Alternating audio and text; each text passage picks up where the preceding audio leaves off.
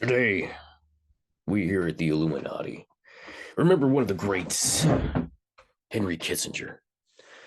Tragically, Henry Kissinger, despite all the babies we fed him, has finally passed on. He will be remembered for his continued pushing forward of capitalism, human suffering, and of course, the undermining of democracy. We here at the Illuminati salute you, Henry Kissinger, and all that you have done to ruin the world. But enough of the bits, enough of the shtick. Let's get into this. Okay, so you may have heard Henry Kissinger's fucking dead. Thank God. Now, that's pretty harsh. And I will ask God to forgive me for the joy that this gives me. But Henry Kissinger sucked. Now, Henry Kissinger is a complex individual. There are many who would say that he was good. I don't know what's wrong with those people. Maybe they're in the Illuminati.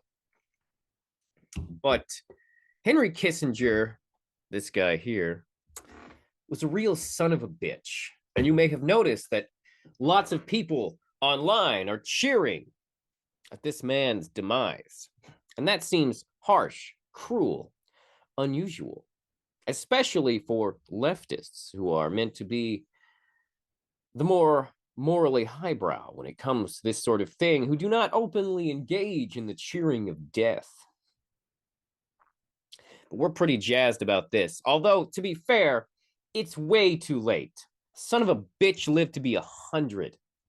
Okay, proving that only the good die young. And this man is as far from the good as you can possibly get. Now, don't get me wrong, I'm sure that someone out there can make some arguments for some of the policies that Henry Kissinger brought into the world. You're not going to hear any of that here, because I'm here to answer one question. Why are we so fucking glad this guy is dead? Well, the answer is that many of us on the left view him as a horrific war criminal who blackens the very reputation of the United States with his bullshit. Who was Henry Kissinger? Well, let's talk real quick about who Henry Kissinger was. Allow me to just quickly go over a brief synopsis of who the man was. Henry Alfred Kissinger, born Heinz Alfred Kissinger, May 27th, 1923, November 29th, and he died November 29th, 2023. Yay! Was an American diplomat, political scientist, geopolitical consultant, and politician who served as United States Secretary of State, National Security Advisor, and National Security Advisor under the presidential administrations of Richard Nixon and Gerald Ford. Boo! Boo Nixon and Ford! Boo!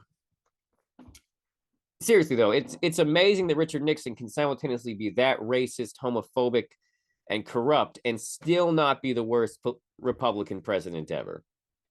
Although he is the Republican that most Republicans desperately want to distance themselves from. Kissinger was a Jewish refugee who fled Nazi Germany with his family in 1938 and fought in World War II. In the United States, he excelled academically and graduated summa cum laude from the Harvard College in 1950, where he studied under William Yandell Elliott. He earned his Master of Arts and Doctor of Philosophy at Harvard University. Consider that the next time someone tells you that those are worthless degrees. In 1951 and 1954, respectively, Kissinger played a prominent role in the United States foreign policy between 1969 and 1977, pioneering the policy of detente. I don't know how to say it. Détente? I don't know. With the Soviet Union orchestrating an opening of relations with the People's Republic of China, engaging in what became known as shuttle diplomacy in the Middle East to end the Yom Kippur Wars, and negotiating the Paris Peace Accords, which ended American involvement in the Vietnam War. After leaving government, he formed Kissinger Associates, an international geopolitical consuming firm. Kissinger wrote over a dozen books on diplomatic history and international relations. Kissinger's legacy is polarizing subject in American politics. He is widely considered by scholars to be an effective Secretary of State and condemned for ordering to use anything that flies on anything that moves in bombing of Cambodia, as well as turning a blind eye to war crimes committed by American allies due to his support of pragmatic approaches to politics called realpolitik. For his actions negotiating a ceasefire in Vietnam, Kissinger received the 1973 Nobel Peace Prize under controversial circumstances. So that's the basic rundown of who Henry Kissinger is. And while I will give him props for the opening to China, that won't change the whole, overlooking war crimes thing. What are some other important notes about Henry Kissinger? Well, on November 4th, 1972, Kissinger agreed to an interview with Italian journalist Oriana Fallaci. Kissinger, who rarely engaged in one-on-one interviews with the press and knew very little about Fallaci, accepted her request after reportedly being impressed with her 1969 interview with Vo Nguyen Giap. I think that's pronounced Giap. I don't know. Preferred to have dinner. The interview turned out to be political and public relations disaster for Kissinger, as he agreed that Vietnam was a useless war, implied that he preferred to have dinner with Le Duc, though, other than Nguyen Thanh Thieu. I'm probably mispronouncing all of those names. In her 1976 book, Interview with History, Fallaci recalled that Kissinger agreed with many of her negative sentiments towards Thieu in a private discussion before the interview, and engaged in a now infamous exchange with the hard-pressing Fallaci, with Kissinger comparing himself to a cowboy leading the Nixon administration. I will now read an excerpt from that interview. Fallaci: I suppose that the root of everything, there's your success. I mean, like a chess player, you've made 2 or 3 good moves. China, first of all, people like chess players who checkmate the king. Kissinger: Yes, China has been a very important element in the mechanics of my success, and yet that is not the main point. The main point, well, yes, I'll tell you what. I do care. What do I care? Well, yes, I'll tell you. What do I care? The main point arises from the fact that I've always acted alone. Americans like that immensely. Americans like the cowboy who leads the wagon train by riding ahead alone on his horse. The cowboy who rides all alone into town, the village with his horse and nothing else. Maybe even with a pistol, since he doesn't shoot. He acts, that's all. By being in the right place at the right time. In short, a Western. Fallaci: I see. You see yourself as a kind of Henry Ford, unarmed and ready to fight with his fists for honest ideals, alone, courageous. Kissinger: Not necessarily. Courageous. Not necessarily courageous. In fact, this cowboy doesn't have to be courageous. All he needs is to be alone, to show others that he rides into town and does everything by himself. This amazing romantic character suits me precisely because to be alone has always been part of my style, or if you like, my technique, together with independence. Oh, that's very important in me and for me. And finally, conviction. I've always been convinced that I had to do whatever I've done, and people feel it and believe in it. And I care about the fact that they believe in me. When you sway or convince somebody, you shouldn't confuse them, nor can you even simply calculate. Some people think that I carefully plan what are to be the consequences for the public of any of my initiatives or efforts. They think that this preoccupation is always on my mind. Instead, the consequences of what I do, I mean the public's judgment, have never bothered me.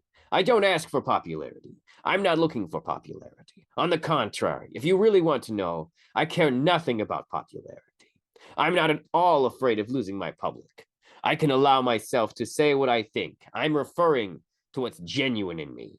If I were to let myself be disturbed by the reactions of the public, if I were to act solely on the basis of calculated technique, I would accomplish nothing.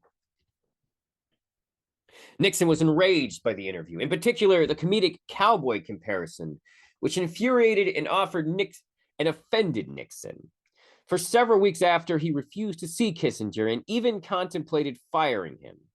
At one point, Kissinger, in desperation, drove up unannounced to Nixon's San Clemente residence, only to be rejected by the Secret Service personnel at the gate. Kissinger later claimed that it was the single most disastrous conversation I have ever had with any member of the press. Fallaci disagreed. The interview, Fallaci described the interview with the evasive, monotonous, non-expressive Kissinger as the most uncomfortable and most difficult she ever did, criticizing Kissinger as an intellectual adventurer and self-styled Metternich. What the hell is a Metternich? Clemens. Oh, it's a person. Prince Metternich was a conservative Austrian statesman and diplomat who was at the center of the European balance of power known as the whatever. I don't know the implication. But the thing I really want to bitch about here, though, what if I had to pick something that makes him stand out in my mind as a disgusting, horrible human being, it would be his intervention in Chile. Chilean Socialist Party presidential candidate Salvador Allende was elected by a plurality of 36.2% in 1970, causing serious concerns in Washington, D.C., due to his openly socialist and pro-Cuban politics. The Nixon administration, with Kissinger input, authorized the Central Intelligence Agency, the CIA, to encourage a military coup that would prevent Allende's inauguration. But the plan was not successful. On September 11th, 1973, Allende, yes, another September 11th, died during an army attack on the presidential palace that was an element of a military coup launched by Army Commander-in-Chief Augusto Pinochet, who then became president. In September 1976, Orlando Letelier, a Chilean opponent of the new Pinochet regime, was assassinated in Washington, D.C. with a car bomb. Previously, Kissinger had helped secure his release from prison and had chosen to cancel an official U.S. letter to Chile warning them against carrying out any political assassinations. This murder was part of Operation Condor. No, not the Jackie Chan movie. A covert program of political repression and assassination carried out by Southern Cone, nations that Kissinger has been accused of being involved in. On September 10th, 2001, family of Chilean General Rene Schneider filed a suit against Kissinger, accusing him of collaborating in arranging Schneider's kidnapping, which resulted in his death. The case was later dismissed by the U.S. District Court for the District of Columbia, citing separation of powers. The decision to support a coup of Chilean government to prevent Dr. Allende, yes, Dr. Allende, from coming to power and the means by which the United States government sought to effect the goal implicate policymakers in the murky realm of foreign affairs and national security best left to political branches. Decades later, the CIA admitted its involvement in the kidnapping of General Schneider, but not his murder, and subsequently paid the group responsible for his death $35,000 to keep the prior contact secret, maintain the goodwill of the public for the humanitarian reasons. Now, that, of course, is the soft version from Wikipedia. The reality is this, that Henry Kissinger is an enemy of democracy. In fact, everything I've just read to you proves that Henry Kissinger is an enemy of was an enemy of democracy. Not only do his fantasies of being the lone independent cowboy scream of basic bullshit fascist theories, and his totally sociopathic disregard for the concerns of others, absolutely not what you would ever want in a politician, one might add. What you want in a politician is someone whose major concern is to do what's morally right and upstanding, something this man didn't believe in. In fact, his quote on human rights, when asked about the human rights violations of his policies, his comment was that human rights were not a concern back then. human rights were not a concern back then, implying that the morality of human rights was meaningless to him. In the end of the day, Henry Kissinger chose capitalism over democracy, specifically in Chile. You see, President Dr. Allende, was elected democratically, legally, no cheating, absolutely everything you would want in a representation of democracy. But because his politics were socialist, Kissinger helped to make sure that he was unsuccessful. He helped to make sure that there was a coup by Argentinian Pinochet. Quick edit here. Pinochet is from Chile. I don't have any idea why I called him Argentinian. He is not. Don't know. Maybe it's just all this Argentinian stuff in the news lately that fuck my brain. I don't know. Who, of course, was a horrible fascist who murdered and disappeared hundreds of people, thousands of people throughout his time leading Chile. Kissinger took a similar line as he had towards Chile when Argentine armed forces led by Jorge Vidala topped the elected government of Isabel Perón in 1976 with a process called the National Reorganization Process by the military, with which they consolidated power, launching brutal reprisals and disappearances against political opponents. An October 1987 investigation report in The Nation broke the story of how in June 1976, meeting in the Hotel Carrera in Santiago, Kissinger gave the military junta in neighboring Argentina the green light for his own clandestine repression against left-wing guerrillas and other dissidents, thousands of whom were kept in more than 400 secret concentration camps before they were executed. During a meeting with Argentine Foreign Minister Cesar Augusto Guzzetti, Kissinger assured him that the United States was an ally, but urged him to get back to normal procedures quickly before the U.S. Congress reconvened and had a chance to reconsider sanctions. As the article published in The Nation noted, the state-sponsored terror mounted on conservative Republican U.S. Ambassador to Buenos Aires, Robert C. Hill, was shaken.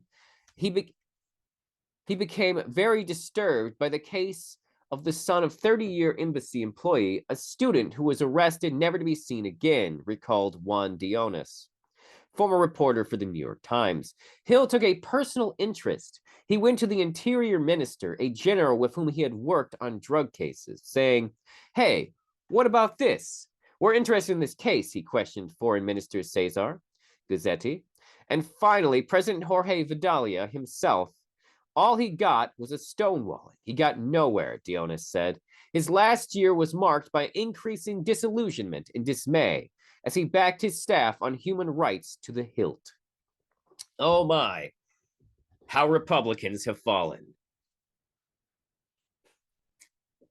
since Robert C. Hill. Also, that implies that, the fact that Robert C. Hill was concerned about human rights implies that Kissinger was full of shit when he said that human rights weren't a concern.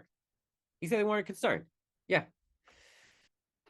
And in a letter to The Nation, editor Victor Navasky, protesting publication of the article, Kissinger claimed, at any rate, the notion of Hill as a passionate human rights advocate is news to all his former associates. Yet Kissinger's aide, Harry W. Scholdeman, later disagreed with Kissinger, telling the oral historian William E. Knight of the Association of Diplomatic Studies and Training, Foreign Affairs Oral History Project, "It really came to a head when I was assistant secretary, or it began to come to a head in the case of Argentina, where the dirty war was in full flower. Bob Hill, who was an ambassador then in Buenos Aires and a very conservative Republican politician, by no means liberal or anything of that kind, began to report quite effectively about what was going on. This slaughter of innocent civilians, supposedly innocent civilians, this vicious war they were conducting, underground war. He at one time, in fact, sent me a back channel telegram saying that the foreign minister who had just come for a visit to Washington had returned to Buenos Aires, had gloated to him that Kissinger had said nothing to him about human rights. I don't know. I wasn't present at the interview.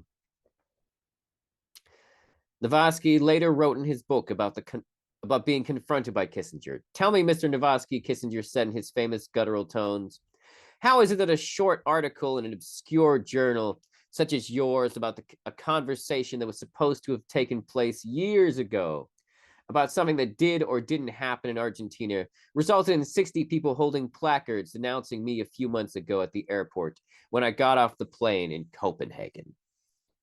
Wow, Henry, you really got yourself butthurt there. According to declassified State Department files, Kissinger also hindered the Carter administration's efforts to halt the mass killings by the 1976-1983 military dictatorship, visiting the country as Vidala's personal guest to attend the 1978 FIFA World Cup and praising the regime. I could go on and on and on about this shit. But at the end of the day, I think all I need to point out is this. Henry Kissinger didn't give a shit about people dying. Henry Kissinger chose capitalism over democracy. Henry Kissinger would kill you and your entire family if he thought it promoted what the US's self-interest was. Because Henry Kissinger was a goddamn psychopath. Now, I don't have an official diagnosis for that. I'm just telling you, from everything I've ever read about Henry Kissinger, that he was a goddamn psychopath, playing 4D chess, all in the hopes of murdering as many people who hated capitalism as he could. This is the face of a true son of a bitch. Fuck this guy. I'll ask Jesus to forgive me for being glad he's dead later. In the meantime, Kissinger, hope you rot. So that your body will finally resemble your soul. Rotten to the core.